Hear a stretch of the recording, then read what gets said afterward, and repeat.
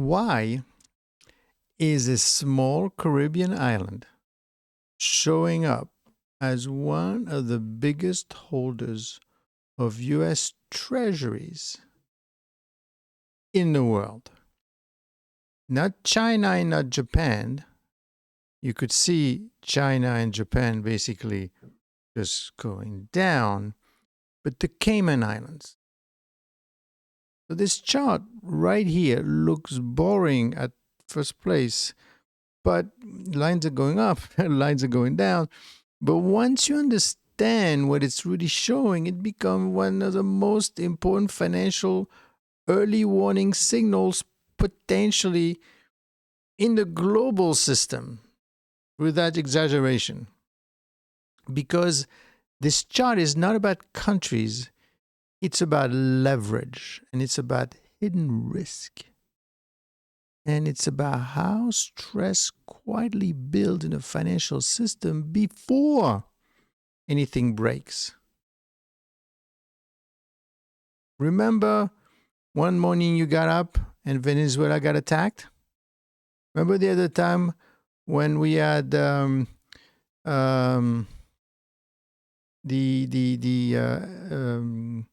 DeepSeek?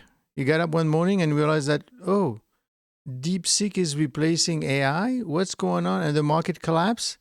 That's the kind of thing that we're talking about, that nobody knows, and you find out on a Monday morning. And the market hates that because the market is all about price discovery. It cannot discover anything if it doesn't know about it. But that's a black swan. So today, let's take a look at it. So first of all, let's understand how to read this chart clearly. Why the Cayman Islands matter so much, why this tells us about shadow banking, and finally, what a true black swan event tied to this system could actually look like. Now, obviously, if I'm telling you, see, it's not a black swan anymore, but since it's 14 of us, and you don't promise not to tell anyone, then it's kind of amongst us. So again, this is not predictions, and these are not fear-mongering. We're just trying to understand the risk and what it means. So what you have, and it's kind of simple, on the x-axis, it shows time from 2016 to 2026, and every step to the right is 1 year, okay? The y-axis very simply shows U.S. Treasury holdings measured in billions of dollars. And higher means more government bond held. You know, who's holding the 37 trillion, I guess. So you got three lines. Each line represents a different holder of the U.S. Treasuries. And the largest non-U.S. holders of Treasuries are basically, I thought it was Japan and it was China, but now things are changing. Grand Cayman is actually, look at the blue line. The blue line is Grand Cayman, and that's the first key point. The Cayman Islands are not buying treasuries like a country. It's not like it's not like they buy it and going on the beach.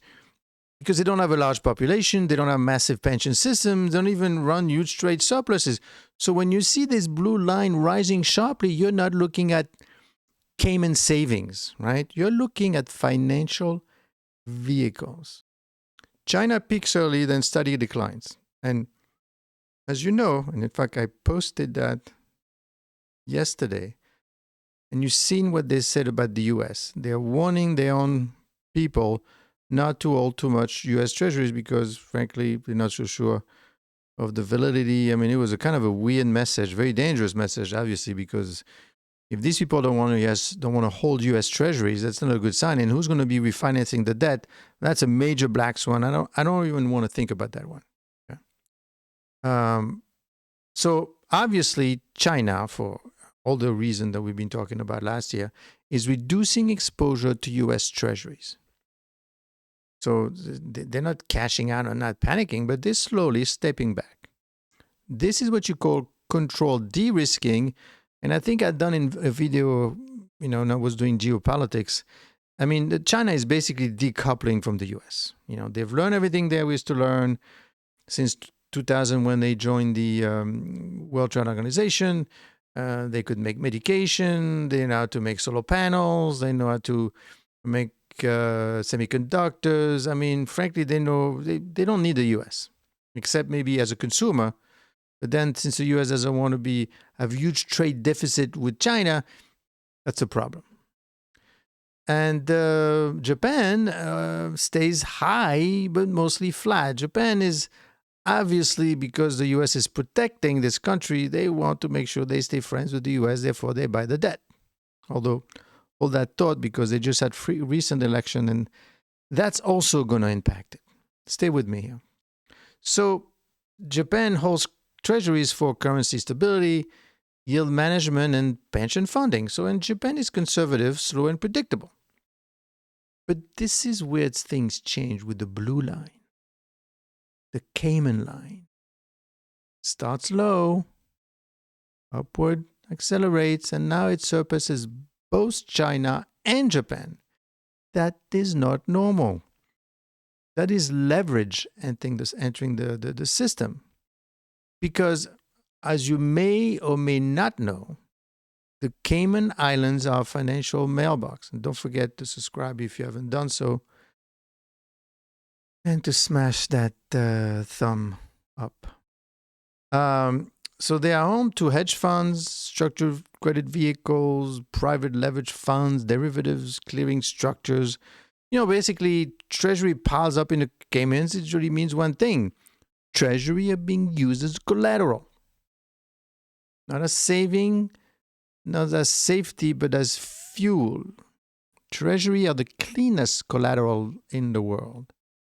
They're used to borrow money, support derivatives, back short positions, create synthetic leverage.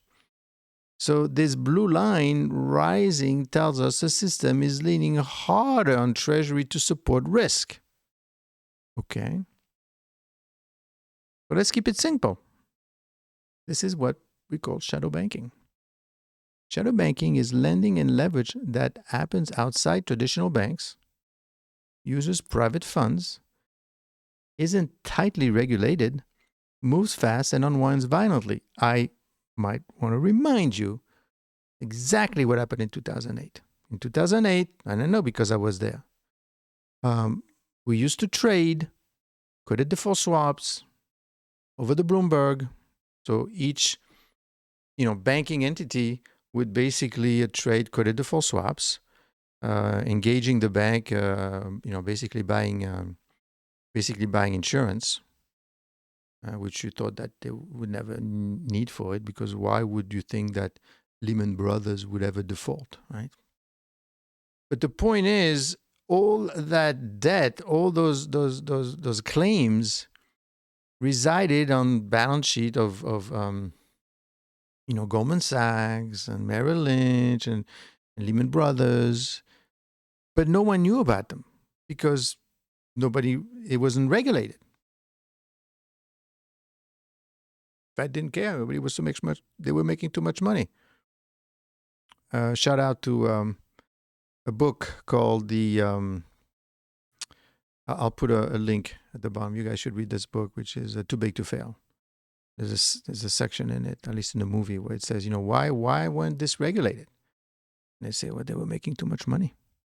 And we know what happened then. So basically, this shadow banking includes hedge funds, repo markets, derivative chains, off-balance sheet leverage. Shadow banking works until it doesn't. It looks calm, liquid, safe, and right up until everyone asks for their money back at the same time. Again, 2008. Too big to fail. Read the book. So this is where the black swan comes from. A worst case scenario. Not a prediction. No, I don't read the future, but it's a risk scenario. So this is how a black swan tied to this chart could unfold. Step 1. Sudden rate spike. I'd like to remind you that they start thinking about raising rates. The new Fed, he hasn't said it, but if the economy keeps heating up, you might end up with higher rates. Okay, a sudden rate spike, a major counterparty failure, a geopolitical event. No comment there. A liquidity freeze. The new Fed chair has stated, Walsh said that he intends of offering less liquidity to the system. He's just talking, but I mean, the trigger doesn't matter, right? The point is that treasuries are used as a collateral drop in value. So your collateral drops in value, give me your treasury. You have what you call a margin call. And funds need cash now. So to meet the margin calls, what do? You sell your treasuries. And what happened when you sell treasuries? The yield goes up. So what? The $37 trillion that the US is paying, the yield, that's the yield. So whenever they want to reissue debt, they're going to have to pay at the new yield. So this pushes up the yield.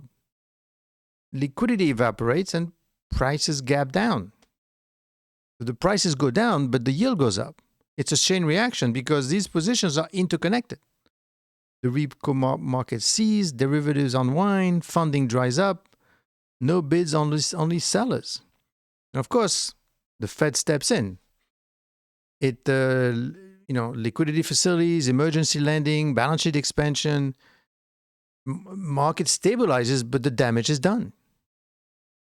So what this means for investor is that this is not a bearish chart. It's not bullish, just a diagnostic, right? It tells us, leverage is rising, risk is migrating, and depending on confidence, and the danger is not today, but the danger is when confidence breaks. This is why understanding this matters more than prediction.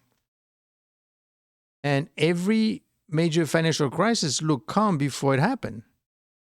The warning signs were always there, they just didn't look dramatic.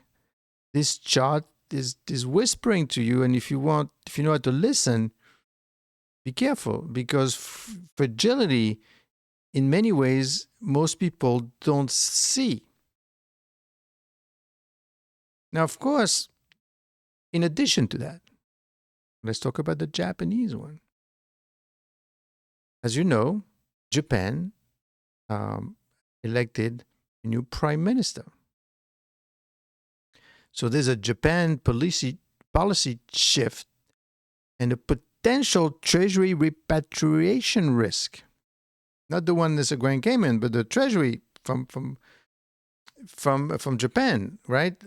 Because there is a risk. Most investors are not pricing in yet. The risk comes from Japan, specifically policy changes under a new Japanese prime minister, and what happens if Japan decides to bring U.S. Treasury home. I mean, Japan is not just another buyer, it's one of the largest holders of U.S. Treasury, a key anchor of global bond stability, and one of the largest provider of global liquidity. Now, I know we're not talking about gold, we're not talking about silver, we're not talking about Bitcoin, we're not talking about stocks, so it's kind of boring, but be careful.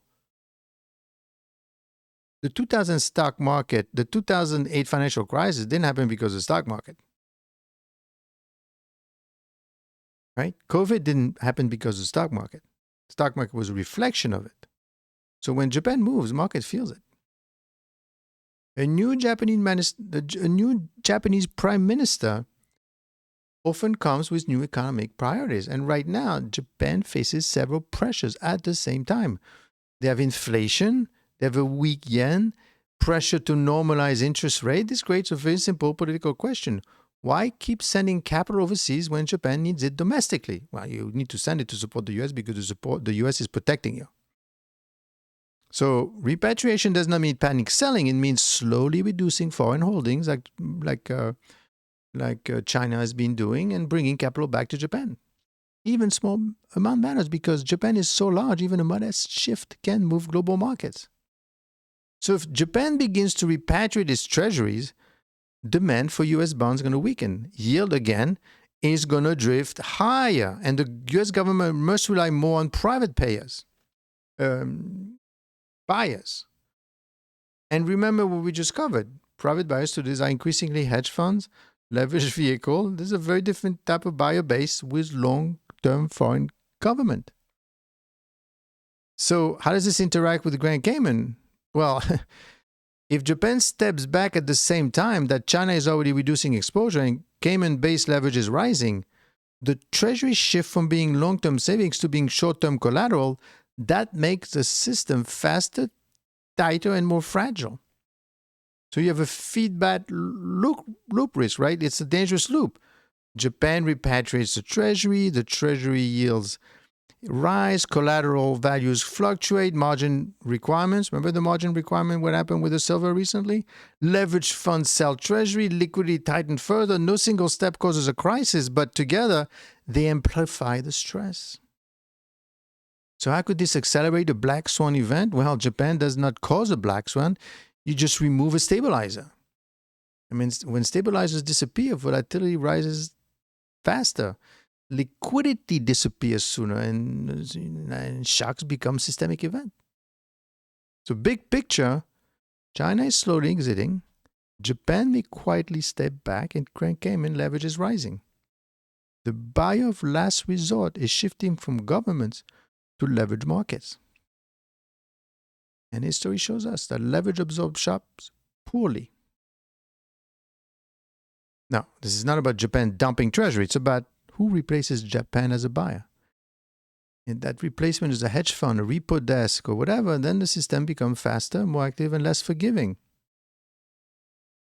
This is how terrorists grow without headlines.